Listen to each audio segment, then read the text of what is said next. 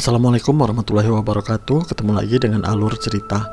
Kali ini Alur Cerita akan bercerita tentang film yang berjudul Musize yang rilis pada tahun 2015. Musize adalah suatu film yang diangkat dari kisah nyata. Cerita dimulai dari seorang pria bernama Mahir. Dia adalah seorang guru PNS yang pagi itu dia berdebat dengan istrinya. Mahir ditugaskan untuk menjadi guru di suatu tempat terpencil, dan dia berencana untuk mengajak anak dan istrinya untuk ikut serta. Tapi istrinya nggak mau dengan alasan tempat Mahir ditugaskan merupakan desa di pelosok pegunungan. Sang istri malah menyuruh Mahir untuk keluar dari kerjaannya daripada pergi ke sana. Tapi Mahir adalah guru PNS yang penuh dengan dedikasi. Dia bersikeras untuk pergi sebagai tugas negara walaupun istri tidak mau ikut dengannya. Singkat waktu Mahir pun berangkat. Dia berpisah dengan anak istri serta keluarganya. Mahir berangkat menggunakan kereta, kemudian melanjutkan perjalanan menggunakan bis melewati daerah pegunungan yang tandus. Berjam-jam perjalanan Mahir pun sampai di pemberhentian terakhir karena sejauh mata memandang cuman pegunungan. Karena di sini mengatakan bahwa pemerintah cuma membuat jalan sampai di situ saja, sehingga Mahir harus melanjutkan perjalanan dengan berjalan kaki melewati pegunungan, dengan mendaki gunung, melewati sungai, kemudian mendaki gunung lagi. Mahir pun akhirnya sampai ke sebuah tempat. Kedatangan Mahir langsung disadari oleh penduduk setempat. Sebagai seorang asing yang baru datang ke tempat yang baru, dia pun disambut dengan senjata.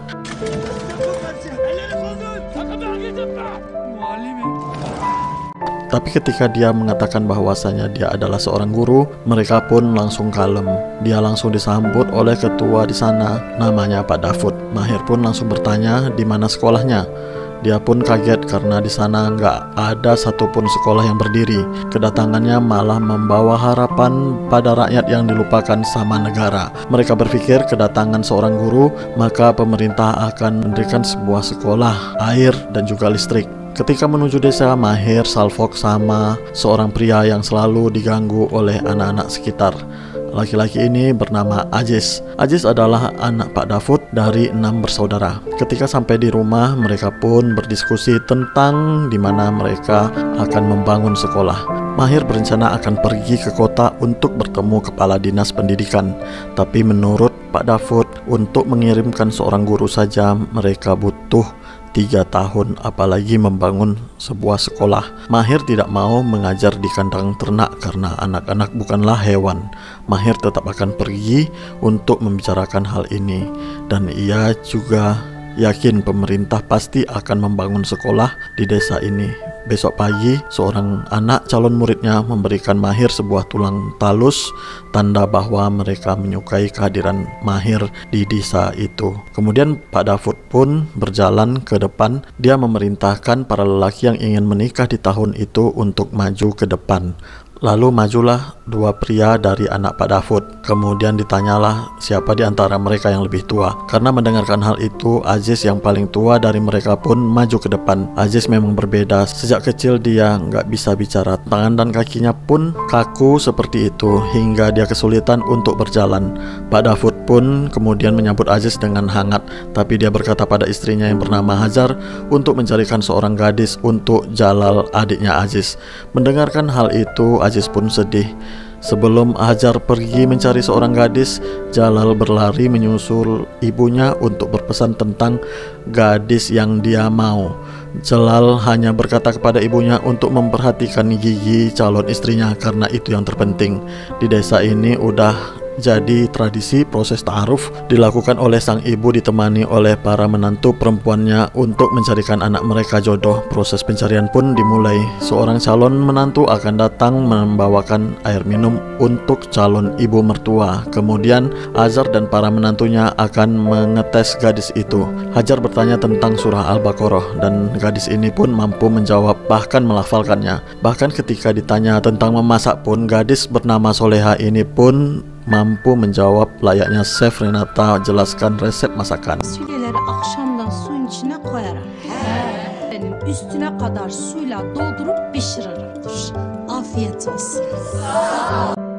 Selanjutnya dia pun disuruh berjalan di atas tali untuk melihat sisi anggunnya. Selanjutnya Hajar menanyakan kabarnya supaya dia bisa melihat gigi dari gadis ini. Sayangnya syarat gigi bagus yang diminta Celal tidaklah ada di diri Solehah. Tapi Hajar pun membuat keputusan karena Solehah mengerti Al-Quran dan tahu cara memasak, maka dia dipilih untuk menjadi calon pengantin wanita, bukan dari fisiknya. Ketika giliran calon pengantin pria yang ditanya, Hajar dan menantunya pun langsung membusungkan dada dan mengatakan dengan bangsa tentang sosok Jalal. Singkat cerita, pernikahan pun langsung dilakukan dengan adat mereka. Sebelum bertemu istrinya, Jalal disemangati oleh saudara-saudaranya bahwa istrinya adalah pilihan terbaik ibu mereka untuk Jalal. Ketika bertemu dan berkenalan, dia pun memuji kecantikan istrinya kecuali gigi istrinya itu. Keesokan harinya ketika Pak Dafud akan pergi bersama Mahir ke kota, Aziz mengejar mereka. Bozat abangnya pun kemudian menyusul dan menenangkan Aziz. Kondisinya yang enggak bisa berbicara membuat ayahnya selalu berdoa untuk bisa mengerti apa yang Aziz katakan. Menurut Pak Dafud, Aziz sudah dibawa ke dokter bahkan ke seorang syekh, tapi mereka enggak tahu cara mengobatinya. Aziz cuma sering berbicara dengan kudanya. Setelah perjalanan yang panjang, mereka pun bertemu dengan kelompok perampok. Dengan kuda dan senjata, mereka pun berjalan menuju Pak Dafud dan Mahir. Ternyata mereka adalah pemuda kampung Pak Dafud. Walaupun mereka memegang senjata, mereka bukanlah perampok seperti kabar yang Mahir dengar. Pak Dafud memanggil dengan sebutan singa-singa gunung dan mereka enggak pernah mencuri dari orang. Singkat waktu, mereka pun sampai di dinas pendidikan. Tapi pada waktu itu, situasi negara sedang kacau dan negara lagi dijalankan oleh militer dan gak ada yang bisa kepala dinas ini lakukan. Dia cuma menyarankan pada Mahir jika ingin pulang ke kotanya itu bisa dilakukan. Tidak ada gedung sekolah bisa jadi alasan yang dibenarkan. Sepulang dari sana, Pak Dafud sedih bagaimana nasib anak-anak di desanya yang sudah berharap akan mendapatkan pendidikan. Mahir pun nggak bisa berkata apa-apa lagi karena ini semua memang di luar kehendaknya. Di penginapannya, Mahir memikirkan kembali perkataan Pak Dafud tentang nasib anak-anak di desa. Bagaimana mereka bisa maju jika mereka nggak menempuh pendidikan yang layak? Apalagi udah puluhan tahun masyarakat di sana nggak pernah merasakan bangku sekolah. Besok paginya Mahir membuat rencana. Pertama-tama dia menemui Pak Dafud dan rekannya untuk mengatakan bahwa dia akan berusaha untuk tetap tinggal. Selanjutnya dia menelpon istrinya bahwa dia dalam masalah besar. Dia berkata bahwa dia disandra oleh para bandit dan meminta istrinya mengirimkan sejumlah uang. Bahkan dia melarang istrinya untuk memberitahukan pada polisi. Setelah menjalankan misinya itu, dia pun kembali kepada Pak Dafud dan mengabari bahwa mereka akan bangun sekolah karena dia udah punya uang untuk membeli semen dan besi. Waktu pun berlalu, ketika itu mereka langsung mulai untuk membangun gedung sekolah. Di saat yang bersamaan datanglah para singa gunung. Kedatangan mereka untuk membantu membangun gedung sekolah supaya lebih cepat. Sementara itu, Aziz masih aja diganggu oleh anak-anak di kampung itu. Mereka memukul-mukul Aziz dengan ranting pohon. Mahir udah lama memperhatikan Aziz, hanya saja dia masih belum mengerti apa yang bisa dia lakukan untuk Aziz. Dengan bantuan banyak orang, pembangunan sekolah ini pun lebih cepat dari yang diperkirakan. Singkat waktu, bangun sekolah itu pun berdiri.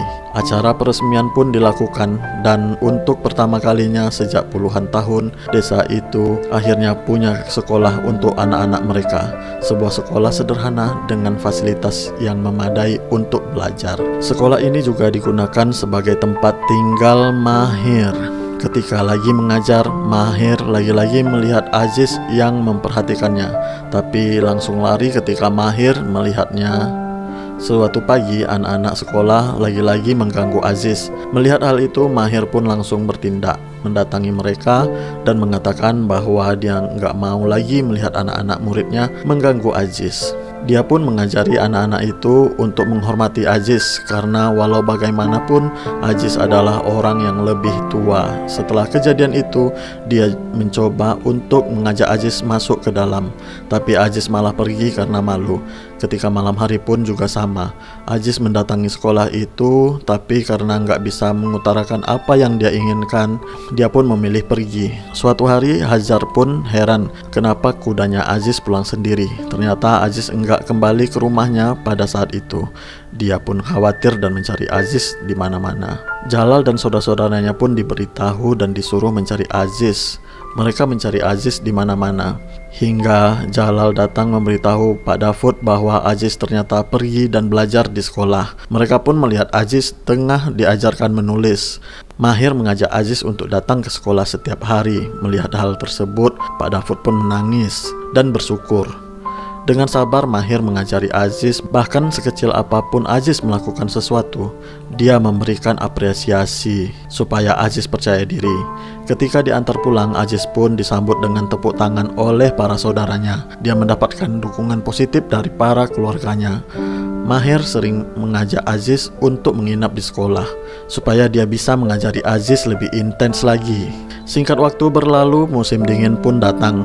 Aziz pun membangunkan Mahir dari tidurnya. Mahir senang banget karena di kotanya nggak pernah turun salju. Terlebih Aziz yang juga senang dengan musim dingin. Walaupun udara dingin, sekolah tetap dilaksanakan. Cerita lain datang dari seorang anak bernama Ghafur. Dia adalah cucunya Pak Dafud. Ayahnya bernama Kemilo, salah seorang anggota Singa Gunung yang hanya kembali ke desa ketika musim dingin. Kemilo adalah anak tertua Pak Dafud. Dia terpaksa membunuh seseorang yang menzalimi Pak Dafud di depan umum.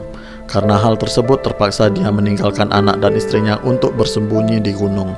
Pak Dafud pun kemudian langsung membawanya melihat Ghafur yang udah bersekolah. Ketika Mahir keluar menghampiri mereka, Pak Dafud pun langsung mengucapkan terima kasih kepada Mahir karena udah mengubah Aziz menjadi lebih baik.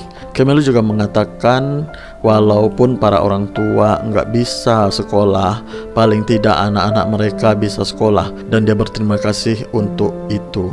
Ketika malam hari, istri Kemilo memohon pada suaminya untuk menyerah saja. Dia berkata nggak bisa hidup seperti ini dan nggak tega membiarkan Ghafur tumbuh tanpa sosok seorang ayah. Tapi Kemilo membela dirinya bahwa yang dia lakukan cuma memerangi ketidakadilan. Tapi masalahnya dia sudah pergi selama 10 tahun ke gunung. Dan menurut sang istri itu sudah cukup. Keesokan paginya, Pak Dafud memberikan saran dengan berkata kepada Kemilo bahwa memerangi keadilan memang penting, tapi jangan juga melupakan keluarga. Terlebih lagi Ghafur anaknya. Musim dingin ini akan menjadi musim dingin terakhir bagi Kemilo. Setelah musim dingin usai, dia pun menyerahkan diri untuk menjalani proses hukum. Tentu saja semua warga di sana sedih melepas kepergian Kemilo yang dibawa oleh polisi. Kehidupan pun berlanjut. Kali ini Hajar, sang ibunda, pergi mencarikan anaknya yang bernama Faizo, seorang istri. Sama seperti Jalal, Faizo punya kriteria khusus untuk calon istrinya. Dia mengatakan bahwa dia ingin seorang perempuan dengan mata yang biru untuk menjadi calon istrinya. Calon menantu pertama pun didatangi. Sayangnya ketika salah menjawab tentang jumlah ayat Al-Quran, dia pun ditolak untuk menjadi calon pengantin. Di rumah calon pengantin selanjutnya, seorang gadis pun datang dengan keunikan yang ada di matanya. Walaupun tidak berwarna biru seperti yang Faizo mau, gadis ini mengerti Al-Quran dan juga memasak. Gadis ini juga nggak bisa berjalan lurus, namun bagi Hajar itu nggak masalah. Karena semua itu terjadi atas kehendak Tuhan.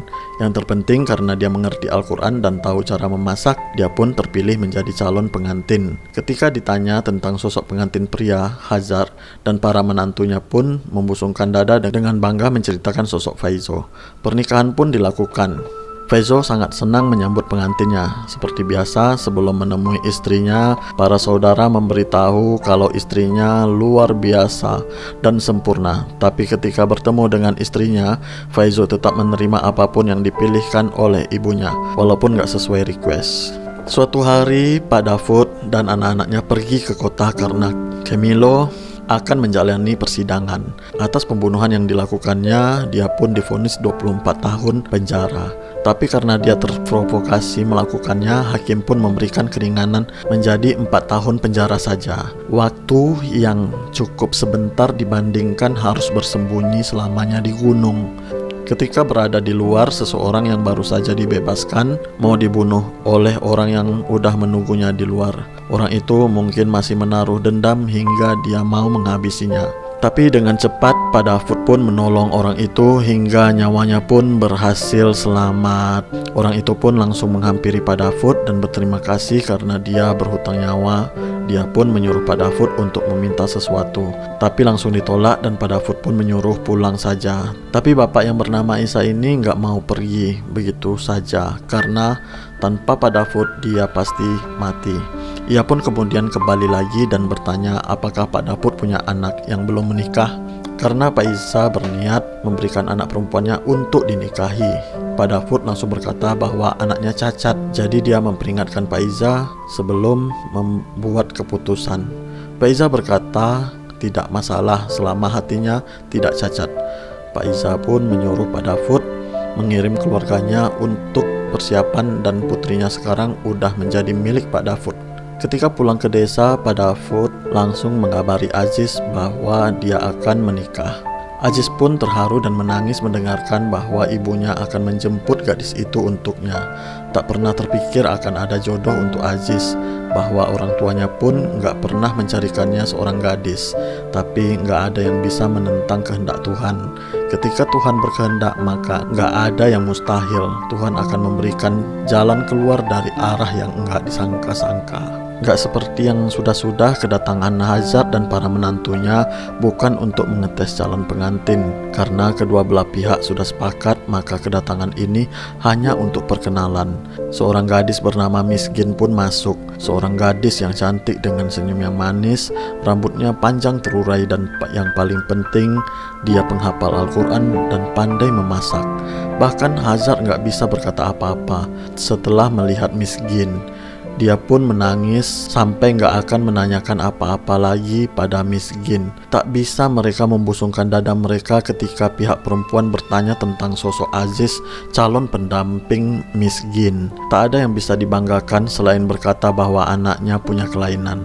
Hari pernikahan pun tiba. Miskin diantar oleh rombongan Pak Isa.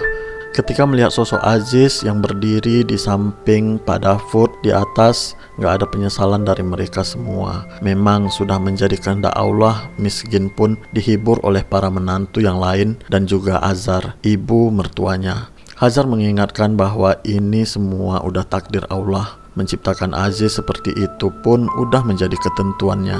Jadi Hajar meminta Miskin untuk tetap menjalankan tugasnya sebagai istri dan memperlakukan Aziz sebaik-baik suami. Sementara itu, Aziz pun diantar oleh saudara-saudaranya kepada Miskin istrinya. Dengan terbata-bata, ia mengucapkan selamat datang pada Miskin.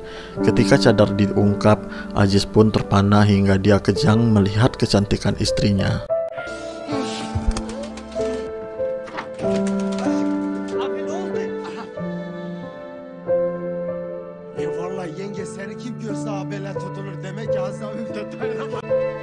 Miskin mulai menjalankan tugasnya sebagai istri. Dia memandikan Aziz dan mengurusnya dengan sangat baik. Setelah bulan madu, setelah Aziz pun kembali ke sekolah di hadapan mertua dan menantu yang lain, Miskin bahkan berkata kalau nggak usah mengkhawatirkan Aziz lagi karena dia yang akan mengurusnya. Tapi cobaan tentu datang bagi orang-orang yang baik. Miskin mulai mendengarkan gibah dari para tetangga. Dia dikasihani karena mendapatkan suami yang cacat. Para ibu-ibu bahkan gak ngotak dengan berkata kalau dia akan bunuh diri jika dinikahkan dengan pria seperti Aziz. Hal itu tentu membuatnya sedih. Aziz juga demikian, dia dibully oleh para pria yang iri kepada orang cacat seperti Aziz, malah mendapatkan wanita secantik Miskin. Dalam diri Aziz berkecamuk yang gak pernah meminta dilahirkan seperti ini, karena semuanya udah kehendak Tuhan. Ketika malam hari di kamar, Aziz mencoba untuk menghibur istrinya sebisa yang dilakukannya. Walaupun Aziz gak bisa bicara banyak, suatu hari dari kejauhan Aziz melihat istrinya dibully oleh ibu-ibu yang lain. Miskin pun berkata pada Aziz kalau dia udah gak tahan dan kemudian berlari pulang ke rumah. Sesampainya di sana, dia pun mengutarakan kesedihannya pada mertuanya. Sementara itu, Aziz yang sedih dan juga kesal memutuskan untuk pergi dengan kudanya. Ia pergi ke tepi tebing berniat untuk bunuh diri. Dia kesal karena kondisinya membuat miskin dibully, ditambah lagi dia nggak bisa berbuat apa-apa sebagai suami yang mestinya memberikan rasa aman untuk istri tercintanya. Mahir pun kemudian menyusul mencegah muridnya itu untuk melompat ke bawah. Mahir menyuruh Aziz untuk menceritakan kepadanya dengan menuliskan semua hal yang membuatnya sedih supaya dia bisa membacanya.